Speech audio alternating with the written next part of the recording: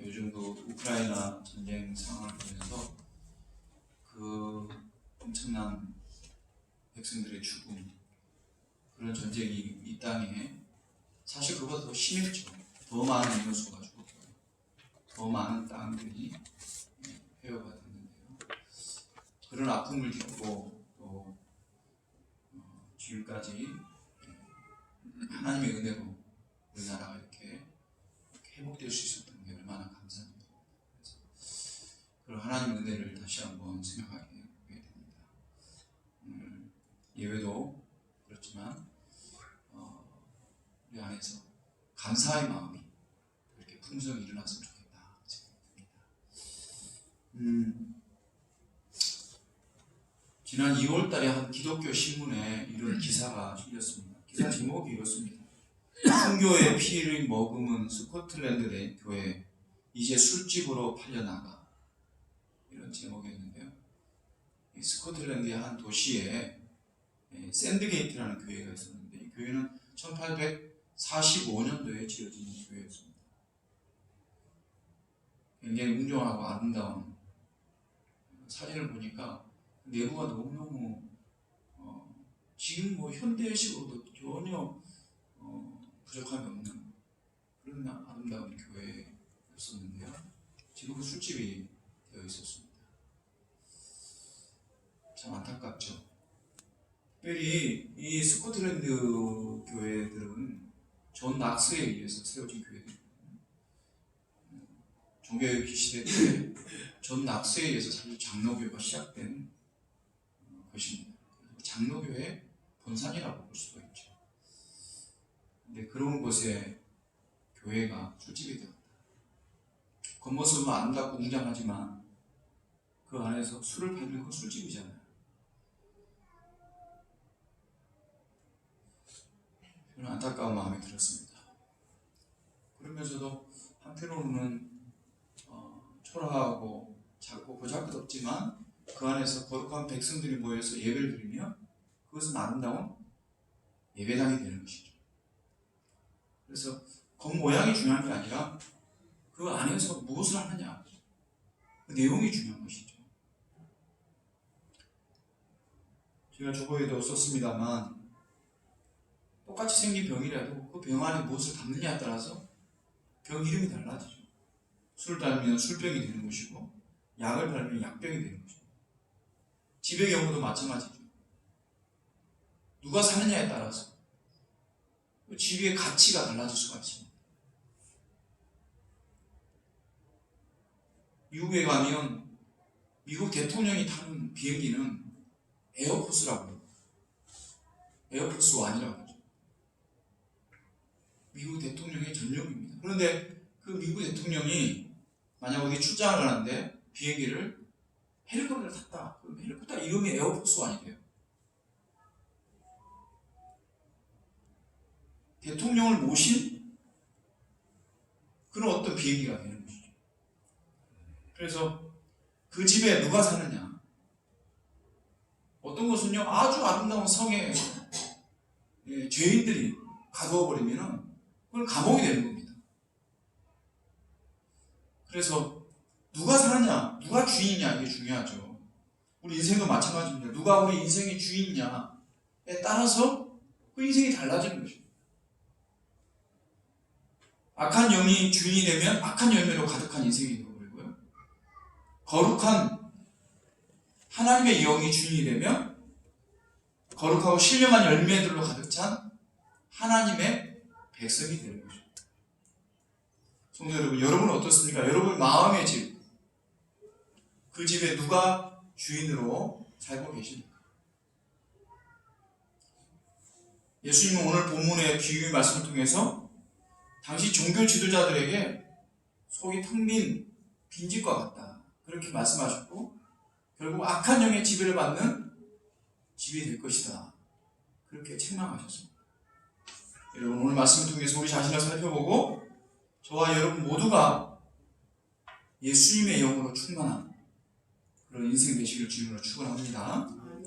오늘 말씀은 예수님이 들려주신 비유의 말씀인데요. 비유의 내용은 대략 이렇습니다. 어떤 더러운 귀신이 살고 있던 집에서 나갔습니다. 아마 더 좋은 쉴만한 곳을 찾아서 나간 것이죠. 근데 돌아다녀 보니까 쉴만한 곳을 찾기가 어려웠어요. 그래서 자기가 살던 집이 생각나서 돌아와 보니까요, 그 집이 깨끗하게 비어 있었습니다. 그러니까 그 전보다 살기가 좋아졌다는 거죠. 그러니까 이 더러운 귀신이 자기보다 더 악한 귀신이 7을 데려와서 그 집에 살게 되었다는 거죠. 예수님께서 그 비유에 덧붙이기를 이렇게 말씀했습니다. 그 사람의 나중 형편이 전보다 더욱 심하게 되느니라. 무슨 말입니까? 더 안 좋아졌다는 거죠. 더 나빠졌다는 거죠. 그러면서 이 악한 세대가 또한 이렇게 되리라. 이렇게 말씀하고 있습니다. 이 비유의 핵심이 무엇입니까? 이 집이 누구를 말하느냐? 누구를 비유하고 있느냐? 이것을 파악하는 것이겠죠. 우리가 읽진 않았습니다만 우리가 읽은 본문 앞에 보면 38절에 그때 서기관과 바리새인 중 몇 사람이 말하되 선생님이여 우리에게 표적 보여주시기를 원하나이다. 서기관과 바리새인이 예수님께 표적을 보여달라고 그렇게 요구를 했습니다. 이 표적은 어떤 표적이겠습니까? 당신이 진짜 하나님의 아들이냐? 당신이 그냥 구원자냐? 그 표적을 보여주면 우리가 믿겠다. 이런 말이겠죠. 그런데 예수님께서는 그들을 향해서 요나의 표적밖에 너에게 보여줄 게 없다. 그렇게 말씀했습니다. 여러분, 요나의 표적이 뭐겠습니까? 요나라는 선지자가 있었잖아요. 그가 하나님께서 담에색에 가가지고 그들의 죄에 대해서 심판이 있을 것이다. 그것의 말씀 복음을 전하라고 했죠. 근데 요나가 도망가잖아요. 그럼 그들은 적인데 원수 같은 사람들인데 내가 왜 그들 좋은 일을 하겠냐. 그냥 심판받아서 멸망하도록 놔두고 싶은 거죠. 그래서 도망가다가 폭풍을 만나가지고 바다에 빠지게 되었고 죽은 거랑 마찬가지죠. 하는데 큰 물고기 뱃속에 들어가서 3일 동안 있다가 다시 살아나게 됩니다. 어떻게 보면 죽음과 부활을 말하는 것이죠. 바로 예수님의 죽음과 부활 외에는 너에게 보여줄 표적이 없다 이렇게 말씀합니다. 그것은 이 서기관과 바리새인들을 책망하는 내용입니다. 왜냐하면 이미 예수님께서는 8장, 9장, 12장 통해서 계속해서 수많은 표적들을 보여줬습니다. 남에서부터 이렇게 걷지 못한 사람이 일어나는 것. 소경이 눈을 뜨고, 소경이라고 하면 안 되죠. 맹인이라고 해요. 사실 오늘 새벽기도 본문이 그 본문이었는데요. 남에서부터 걷지 못한 사람.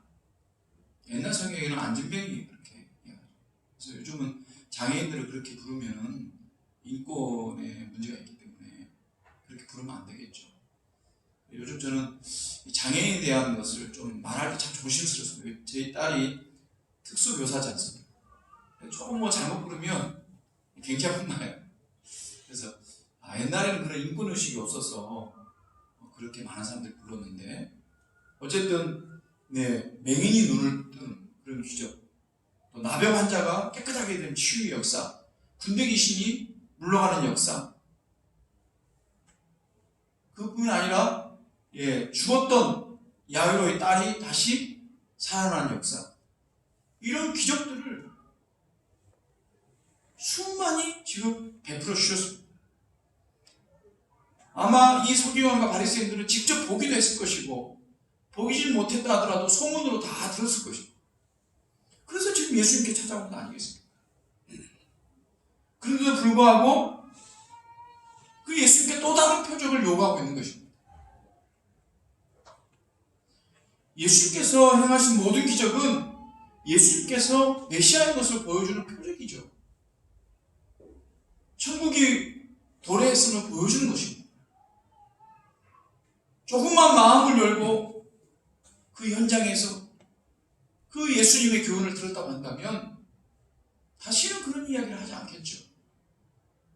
그러나 그들은 그런 예수를 믿지 않았습니다. 그러면서 또다시 표적을 보여달라는 것이죠. 바로 이러한 그들의 마음의 상태가 무엇이냐? 이것은 더러운 귀신이 나갔다가 더 악한 귀신 7에 들린 그런 악한 세대와 같다라고 말씀하고 있는 것입니다. 표적 자체가 귀한 것이죠. 그런데 표적을 통해서 예수님께서 보여주시는 게 무엇입니까? 요한복음 20장 30절 31절에 보면 예수의 제자들 앞에서 이 책에 기록되지 아니한 다른 표적도 많이 행하였으나 오직 이것을 기록함은 너희로 예수께서 하나님의 아들 그리스도이심을 믿게 하려 하며 또 너희로 믿고 그 이름이 힘입어 생명을 얻게 하려 합니다. 예수께서 행하신 기적들은 단순한 기적이 아닙니다. 자기 인기를 얻으려고 했던 것이 아니죠.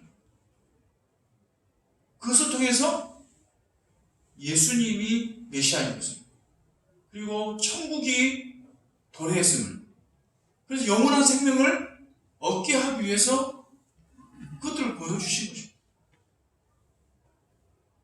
그런데 유대인들, 특별히 종교 지도자들은 그런 표적을 보고도 메시아를 믿지 않았습니다. 그렇기 때문에 그들 마음 가운데는 온전한 불신으로 인해서 예수님을 믿는 게 아니라 오히려 예수님을 핍박하고 예수님에게 사역을 방해하고 그리고 결국 예수님을 십자가에 못 박는 그런 악한 행위를 했다고 하는 것입니다. 그래서요, 그 세대가 악한 세대다, 그렇게 말씀하고 있는 것입니다. 예수님 당시의 서기관과 바리새인들은 표적만 구하고 예수님을 진정한 구원자로 믿지 않았습니다. 그래서 예수님께서 악한 세대라고 했죠. 여러분, 우리도 어떻게 보면 주님께 은혜만 구하고 우리 주님을 진정한 구원자, 우리 인생의 그런 주인으로 삼지 못하고 그렇게 살아가고 있지는 않는지 한번 생각해 볼 필요가 있습니다. 은혜를 주시는 하나님은 보질 않고 그 은혜에만 목말라 살고 있는 인생은 아닌지, 그래서 더 많은 것을 요구하고 강구하고 더 좋은 것을 강구하면서 그 주시는 하나님께 우리의 마음을 드리지는 않고 있지는 않는가. 그런 사람 어떻습니까? 더 형편이 나빠진다고 말씀하고 있는 것입니다. 사랑하는 성도 여러분, 하나님의 은혜만 구하고 하나님의 도우심만 구하고 믿음대로 살지 않는 그런 어리석은 백성이 되지 않기를 소원합니다.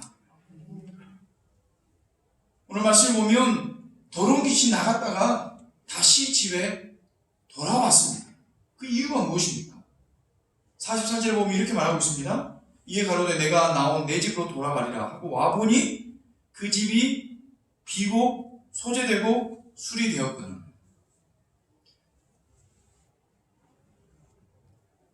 여기에서요, 그 집이 비어 있었다, 그렇게 말하고 있습니다. 여전히 그 집이 비어 있었다. 그리고 소재되어 술이 되어 있었다, 그렇게 말하고 있습니다.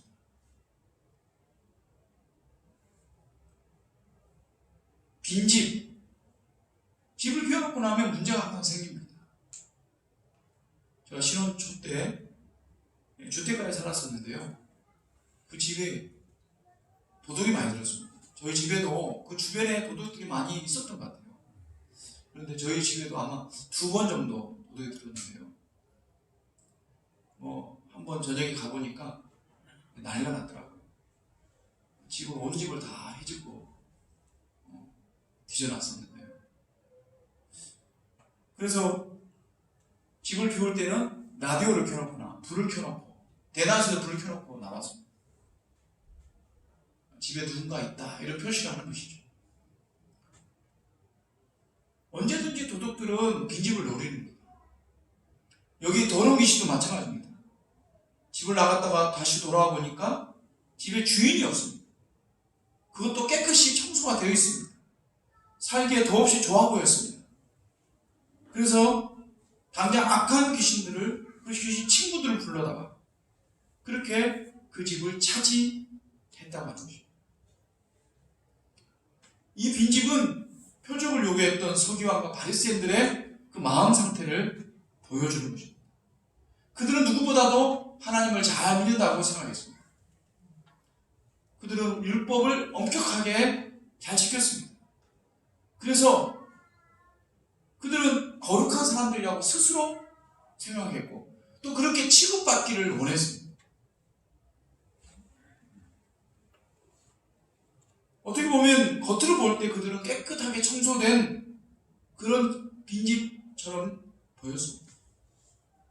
열심히 정결례를 행했죠. 밖에 나갔다 들어오면 손을 씻고 발을 씻었습니다. 음식을 먹을 때 반드시 손을 씻었습니다.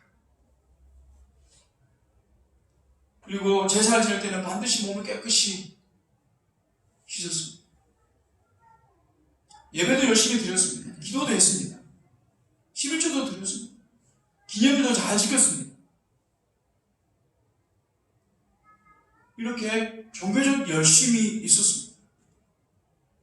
그런 외적인 열심 자체가 집을 깨끗이 치우는 것과 어떻게 보면 비교가 되죠.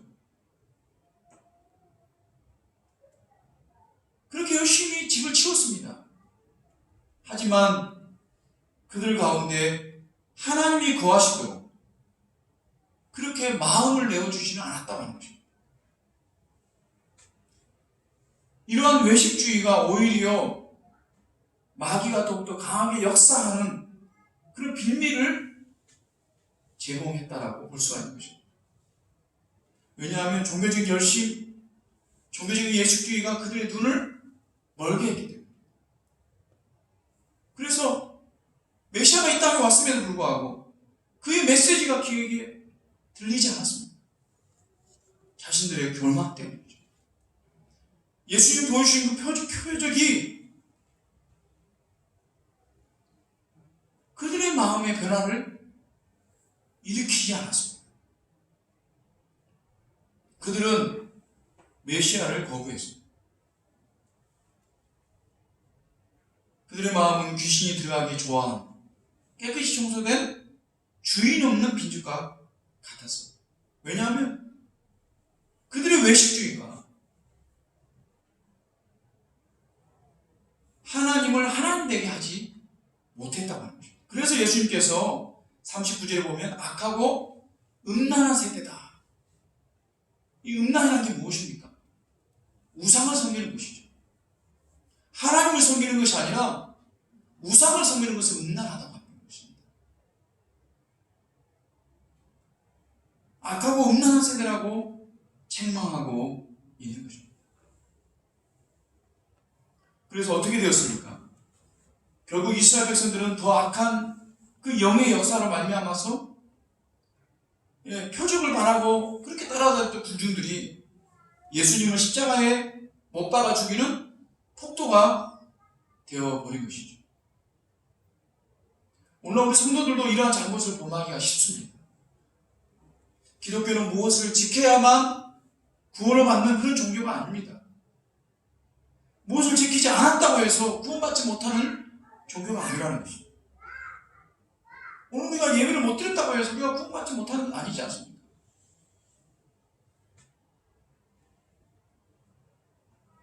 예수님을 향한 그 뜨거운 사랑 없이 나만의 열심으로 행하는 신앙은 결국 이 바리새인과 서기관과 같은 신앙과 똑같은 것입니다.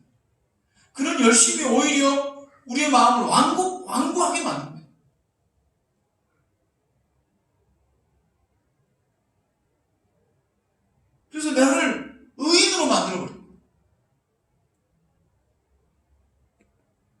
교만하게 만들고 그 교만이 우리의 심령을 고사시켜버리는 것이죠.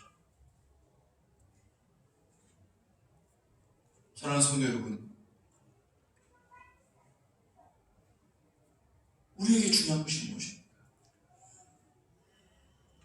완고한 심령이 아니라 하나님이 역사하는 부드러운 심령입니다. 하나님이 원하시면 언제든지 포기할 수 있고, 언제든지 내려놓을 수 있고, 언제든지 용서할 수 있고, 언제든지 함께 할 수 있는 것이, 그게 예수님을 진정 주인으로 모신 사람들의 모습이라는 거죠. 그렇지 않고 겉으로는 예수님을 잘 믿는 것처럼 포장이 되어 있지만, 그러나 예수님의 뜻대로 사는 것이 아니라 나의 행위, 나의 열심, 그것으로 가득 찬 인생은, 그러한 신앙은 오늘 외식으로 말미암아 구원의 표적을 깨닫지 못하는 서기관과 바리새인과 같은 그런 신앙의 모습인 것입니다. 사랑하는 여러분, 진정 우리 주인이신 예수님께서 우리에게 무엇을 원하시는가, 무엇을 기뻐하시는가, 그 뜻대로 살아가기를 소망하는 저와 여러분 되시기를 바랍니다. 오늘 예배 참석한 모든 분들은 오늘 이 서기관과 바리새인과 같은 그런 빈집이 아니길 그렇게 믿습니다. 분명 우리는 예수님을 나의 구주, 나의 하나님으로 영접했으니까 우리의 주인은 예수님이겠죠. 만약 그렇게 예수님을 영접하지 않았다고 한다면 여러분, 예수님을 영접하실까요? 예수님 영접하는 것은 어려운 일이 아니에요. 진실의 마음으로 예수님, 나는 예수 믿고 싶습니다. 내 안에 들어오셔서 내 죄를 용서하시고 나를 다스려 주십시오. 예수님 이름으로 기도합니다. 이렇게 기도하면 예수님 영접하는 거예요. 진심으로 기도하면 예수님 반드시 우리 안에 들어오시겠다고 약속해 주셨습니다. 그런데 우리가 그렇게 예수님을 믿고 예수님을 영접하고, 그래서 예수님이 우리 안에 들어오셔서 우리 안에 그 마음의 왕자, 여러분 사형이라는 전도 책자를 아시죠? 그게 보면 그 동그란 원이 있고요, 안에 가운데 의자가 있어요. 그걸 우리는 마음의 중심이라고 이야기하거든요. 그 의자에 누가 앉아있느냐? 예수님이 앉아있으면 예수님 영접한 사람이에요. 내가 앉아있으면 내가 인생의 주인이 되어서 지금도 내 마음대로 살아가는 인생이죠. 그렇게 예수님을 영접한 인생은 우리 마음 가운데 주인이 예수님이라는 것을 보여주는 것입니다. 그런데 문제가 무엇입니까? 악한 귀신으로 말미암아서, 악한 영도로 말미암아 주인 없는 빈집처럼 착각하게 만드는 것입니다. 이것이 진짜 문제입니다. 오늘 44절 말씀을 다시 보면, 이에 이르되 내가 나온 내 집으로 돌아가리라 하고 와보니 그 집이 비고 청소되고 소리되었거늘. 이 집 나간 귀신이 그 집을 아직도 뭐라고 부르냐면 자기 집이라고 부릅니다. 내가 나온 내 집으로 돌아가리라. 이 악한 영이 아직도 자기가 주인인 행세를 하고 있는 것입니다.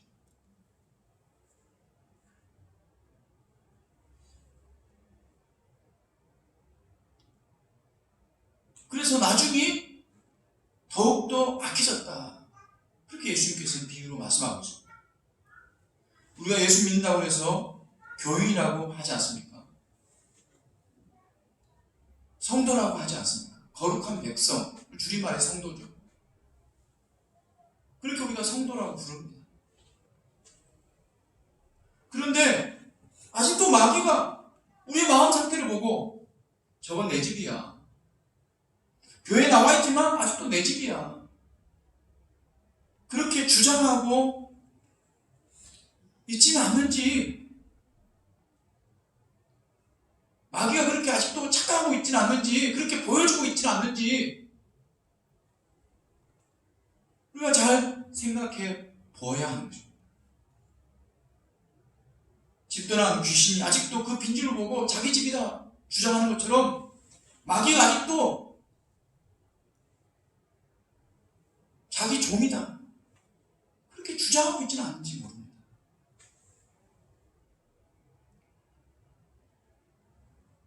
그런 사람들이 많습니다. 마귀 아직도 자기 종이라고 알고 그렇게 교인이라고 하는 그 사람을 자중지하고 있고 자기 마음대로 취급하고 있고 그래서 악한 짓은 다 하도록 그렇게 만들고 있다고 한다면 그건 참으로 무엇인가 잘못된 것이죠. 무엇이 잘못됐기 때문에 그렇게 된 것일까요? 그 이유는 단 한 가지입니다. 그래서 뭐냐면 예수님이 주인이지만 예수님이 주인 노릇을 하지 못하게 하고 있기 때문입니다. 여전히 자기가 자기 마음대로 주인 행세를 하고 있기 때문에 마귀가 그렇게 보는 것입니다. 마귀가 그렇게 착각하고 있는 것입니다. 그래서 마귀의 밥이 되고 마귀의 유혹을 쉽게 당하는 것입니다.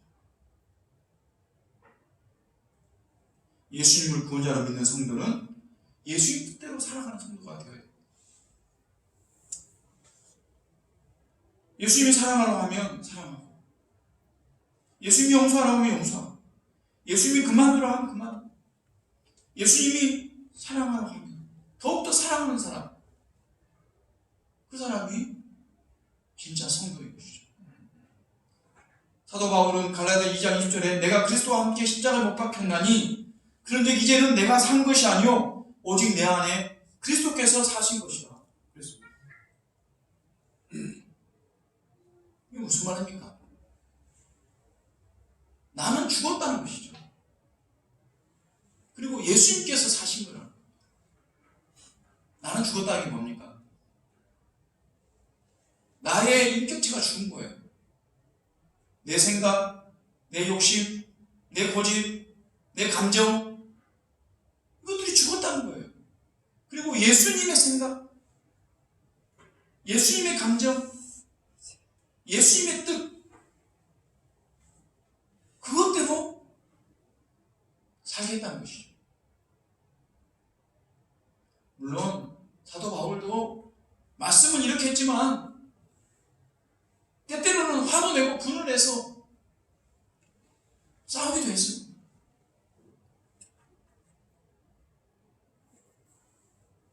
하지만 사도 바울은 정말 이렇게 살기 위해서 헌신하고 순종했습니다. 그래서 그의 말년에는 정말 원수 같은 사람 사랑하고 연약한 자를 품고 예수님의 뜻에 자신을 복종시키는 것을 보여야 됩니다. 사랑하는 여러분, 우리는 예수님을 주인으로 모신 사람들입니다. 그렇다면 예수님의 뜻대로 살아야 하지 않겠습니까?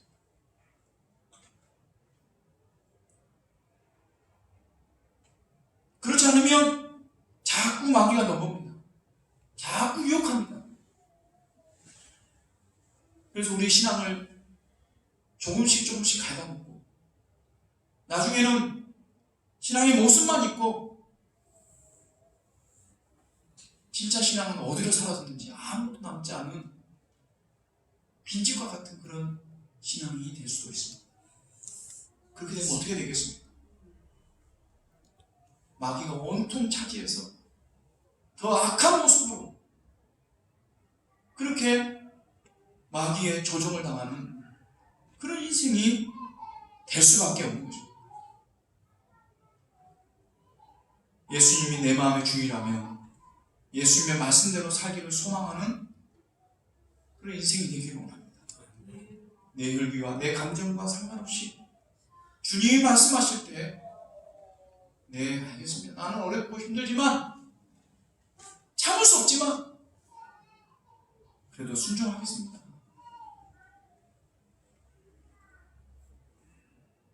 내 마음의 왕자에 주님이 앉아 계시도록 매 순간 내 자신을 드리는 저와 여러분 되시길 바랍니다.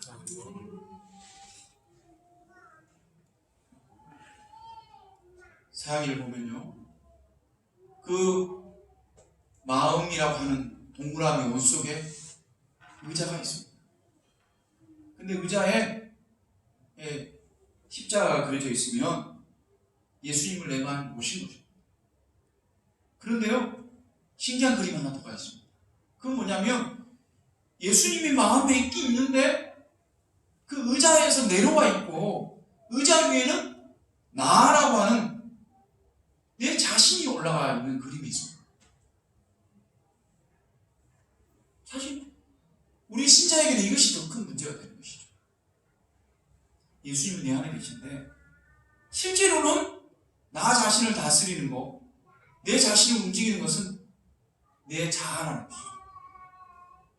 그런데 예수님께서 내 안에 계시지만 아무런 힘을 쓸 수가 없습니다. 그것을 회복하는 길이 무엇입니까? 그것은 바로 예수님을 내 마음의 왕자에 앉히는 것입니다. 그 자리에 앉히는 것입니다. 그게 뭘까요? 기도하는 것입니다. 회개하는 것입니다. 성령 충만 받는 것입니다.